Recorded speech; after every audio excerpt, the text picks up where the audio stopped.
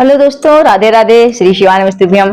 दोस्तों, अपने चैनल में मैं आप लोगों का स्वागत करती हूँ। आप लोग कैसे हैं ये बताने के लिए कमेंट बॉक्स में जय माता दी जरूर लिखिएगा। तो दोस्तों, आज की वीडियो में जानेंगे कि देवउठनी एकादशी की अगली सुबह सूप क्यों बजाते हैं, सूप बजाने का इतना महत्व क्यों है, और सूप बजाते हैं तो हमें क्या क्या चीज लेना चाहिए, किस चीज से हमें बजाना चाहिए।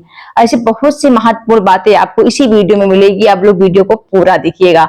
और सूप बजाने के बाद में कौन सा ऐसा कार्य है जो जरूर करना चाहिए, जिससे माता लक्ष्मी और विष्णु भगवान की कृपा प्राप्त होती है। तो ऐसे जैसे मेरे बहुत सी महत्वपूर्ण बातें आपको मिलेगी। आप लोग वीडियो को जरूर पूरा देखिएगा, आधा अधूरा वीडियो नहीं देखिएगा। तो चलिए बताते हैं हम देवउठनी एकादशी की अगली सुबह सूप क्यों बजाते हैं, क्या है इसका रहस्य। देवउठनी एकादशी की अगली सुबह हम दरिद्रता भगाने का ये उपाय क्यों करते हैं।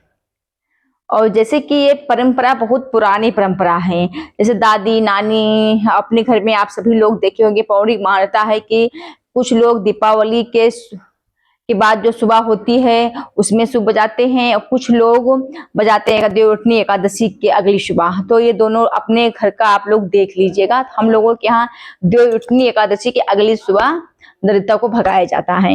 ये जैसे कि हमने कहा बहुत ही पुरान परंपरा है, कोई नई परंपरा ये नहीं है। और इसको अगर आप सही से करते हैं नियम के अनुसार तो इसका लाभ जरूर प्राप्त होता है। अगर सही नियम से आप लोग नहीं करते हैं तो इसका लाभ नहीं मिलता है। तो चलिए हम आज आपको बताते हैं इसे कब करना है।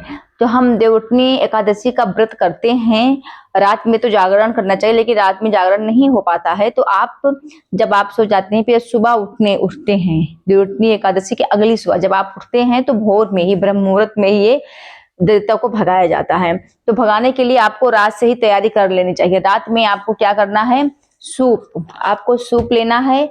और जो गन्ना पूजा जाता है देवउठनी एकादशी के दिन, वही गन्ना के अग्रभाग का आगे के हिस्से को लिया जाता है। उसको आप व्यवस्था करके शाम को रात में ही रख दीजिएगा, क्योंकि जब सुबह भोर में उठते हैं तो किसी से ना बोलना होता ना कुछ। अगर आप व्यवस्था करके रखे हैं तो आपको आसानी होती है। तो उसके बाद में कहीं कहीं परंपरा है प्लेट और प्लेट और चम्मच से भी बजाते हैं। तो अपने घर के अनुसार आप लोग देख लीजिएगा। वैसे तो हम लोगों के साइड में सूप और गन्ने के आगे वाले भाग से बजाया जाता है। तो इसको आप रात में रख दीजिएगा व्यवस्था करके। फिर सुबह जब आप उठें तो किसी से आपको बोलना नहीं है, न किसी से बातें करना, सिर्फ आपको बजाना है सूप। तो सूप को बजाने कहाँ से शुरू करते हैं बजाना, जो कि सबसे महत्वपूर्ण बातें हैं। तो सूप आपको जैसे कि जो घर का पिछला भाग होता है वहीं से शुरू किया जाता है। कुछ लोग भगवान के रूम से भी शुरू करते हैं, जो आपका पिछला भाग हो वहीं से शुरू करिएगा। तो वहीं से आप शुरू करेंगे बजाते बजाते, एक रूम से दूसरे रूम, किचन, बाथरूम, जितने भी रूम है घर में सभी रूम में आपको बजाना है। बजाने के बाद में फिर अपने अग्रभाग में निकल आना है। तो आगे के भाग में निकल आइएगा। उसके बाद में फिर आपको एक बाल्टी पानी व्यवस्था करके रख लेना है पहले से ही, तब आपको सूप बजाना है। क्योंकि जब बजा के आप घर में घुसेंगे तो उसके पहले आपको व्यवस्था करे रहेंगे तो आपको आसानी रहेगी। अभी आपको बिना हाथ पैर धुले हुए आपको घर में प्रवेश नहीं करना है। तो आप सूप बजाते समय बोलते क्या है, इसका भी बहुत बड़ा नियम है। अब बोलना भी, जब बजाएं तो उसके साथ बोलना भी चाहिए। कि बात करें तो जो गन्ने का आगे वाला भाग होता है माता लक्ष्मी का स्वरूप माना जाता है। और जो ये सूप होता है ये भी अनाज साफ करने के काम आता है। तो इससे ये भी हुआ माता लक्ष्मी का स्वरूप। तो इससे सूप जो होता है ना, इसे देखो अनाज साफ करने के काम में आता है, शादी ब्याह में काम आता है। जो भी शुभ कार्य होते हैं उसमें सूप लगता है। जैसे कि मुंडन हुआ, शादी ब्याह हुआ, तो उसमें सूप पहले आगे चलता है, बांस वाला चीज जो होता है। तो ये भी एक कि माता लक्ष्मी का ही स्वरूप माना जाता है, और गन्ना भी। तो दोनों देखो, जो होती है देवउठनी एकादशी, ये भी माता लक्ष्मी का ही उस दिन विष्णु भगवान का दिन होता है। तो उसके अगले सुबह आपको बजाना होता है। तो ये इसमें सब में देखो माता लक्ष्मी और विष्णु भगवान का ही स्वरूप माना गया है। तो आपको नियम के अनुसार अगर आप करते हैं तो इसका फल आपको जरूर मिलेगा। तो जैसे आप जब बजाने लगे तो आपको बजाते समय बोलना क्या है, लक्ष्मी आए दरिद्रता जाए, लक्ष्मी आए दरिद्रता जाए, लक्ष्मी आए दरिद्रता जाए। इसी तरह आपको बोलना है। और आपको पूरे घर भरे में पिछले वाले भाग से शुरू करके आगे भाग तक आपको आना है।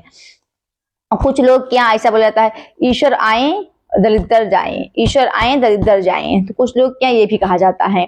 तो आप लोग अपने यहाँ साथ देख लीजिएगा। आप घर के मुख्य द्वार पर आ जाएं। जब मुख्य द्वार पर आ जाएं तो अगर आप शहर में हैं तो 10 कदम आगे निकल जाएं, ज्यादा दूर आपको नहीं जाना है भाई। अपने अपने अनुसार आप लोग देख लीजिए। अगर गांव में है तो थोड़ा दूर भी मतलब जाके भी बजा सकते हैं। अगर पुराना सूप है तो आप उसको फेंक दीजिएगा। जैसे कि ये मेरा पुराना हुआ सूप, पुराना सूप है तो इसको बजाने के बाद में फेंक दीजिएगा। अगर आपके पास नया सूप है तो नए सूप को आपको क्या करना है, बजा लेना है। बजाने के बाद में आपको, जैसे हमने कहा, 1 बाल्टी पानी आपको मुख्य द्वार पे अपने रख लेना है। फिर वहां पे आके पैर हाथ धुलना है और सूप को धुल लेना है, तब उसको अंदर प्रवेश करना है। पुराना है तो उसको आप लोग फेंक दीजिएगा और नया है तो धुल के अंदर ले आइएगा। जब अंदर आ जाए बजाने के बाद में तो आपको सोना नहीं है, इस चीज का आप लोग ध्यान रखिएगा कि 3-4 बजे आपको बजाना होता है, भोर में ही, सुबह ब्रह्म मुहूर्त में एकदम। उसके बाद में आने के बाद सोना भी नहीं है तो आपको क्या करेंगे आप, ये कार्य सूप बजाने के बाद में ये कार्य आप सभी को जरूर करेंगे, तभी आपको माता लक्ष्मी विष्णु भगवान की कृपा प्राप्त होगी। तो आप अपने घर पे आ जाएं। फिर उसके बाद में आप स्नान कर लें। स्नान करने के बाद में पूजा मंदिर को साफ सुथरा करें। उसके बाद में भगवान विष्णु माता लक्ष्मी की विशेष पूजा अर्चना करें आप। जैसे आप करते हैं एकादशी पे, फिर दूसरे दिन द्वादशी रहेगी, उसी तरह आपको विष्णु भगवान माता लक्ष्मी की विशेष पूजा अर्चना करना है। पूजा अर्चना करने के बाद में फिर आपको अपने मुख्य द्वार पे एक दीपक जरूर जलाना है। अब क्योंकि आप माता रानी, माता लक्ष्मी का स्वागत करना है, आपने माता लक्ष्मी को बुलाए हैं, अपने घर में दरिद्र को भगाए हैं, तो उनके स्वागत करने के लिए आपको मुख्य द्वार पे दीपक जलाना है। थोड़ा सा आप स्वास्तिक बना दीजिएगा, चाहे आप फूल का या चावल का आसन दे दीजिएगा, उसके ऊपर आपको दीपक रख देना है और दीपक को जला देना। हो सके तो मुख्य द्वार पे दोनों तरफ आप लोग जला दीजिएगा दीपक, अब जला दीजिएगा। इससे माता लक्ष्मी का मतलब स्वागत होगा और माता लक्ष्मी विष्णु भगवान बहुत ही प्रसन्न होंगे और आपके घर में सालों साल निवास करेंगे। अगर नियम के अनुसार आप सभी लोग करते हैं तो इसका फल आपको जरूर प्राप्त होगा। तो जो कि जिसके यहाँ दीपावली के अगली सुबह बजाया गया होगा वो तो बजा लिया होगा, जिसके यहाँ नहीं बजाया गया होगा वो देवउठनी एकादशी की अगली सुबह बजाएंगे। जैसे हम लोगों के यहाँ देवउठनी के रात में व्रत रखते हैं, फिर रात्रि में जो अगली सुबह आती है उसी में भोर में बजाया जाता है शुभ। तो यही पुरानी परंपरा है, ये नई परंपरा नहीं है। इसको सभी को करना चाहिए, चाहे आप लोग शहर में रह रहे हो चाहे गांव में रह रहे हो। सभी को अपने घर का जो परंपरा होती है ना, उसको सबको निभाना चाहिए। अगर हम परंपरा निभाते हैं तो घर में सुख शांति, मतलब सुख शांति बनी रहेगी, सुख समृद्धि रहेगा, धन माता लक्ष्मी का निवास रहेगा, जो भी कठिनाइयां हैं सब दूर जाती है। इसलिए सब नियम अपना फॉलो करना चाहिए जो अपने घर से जुड़ा हुआ होता है। इसीलिए जो पुराने दादी नानी जो बुजुर्ग लोग होते हैं उनसे भी कुछ सीखा जाता है, बहुत कुछ सीखने को मिलता है। इसीलिए सभी से सीखना चाहिए, हर एक बात को समझना चाहिए, चाहे नए जमाने को चाहे पुराने जमाने को, सभी को ये कार्य को अवश्य करना चाहिए। भगाने के बाद में आपको ये कार्य अवश्य करना, जो कार्य हमने आपको बताया इस कार्य को आपको जरूर करना है। दो की दीपक आपको जरूर जलाना है। फिर उसके बाद में जो भी आपको करना है अपना आप लोग करिएगा। ये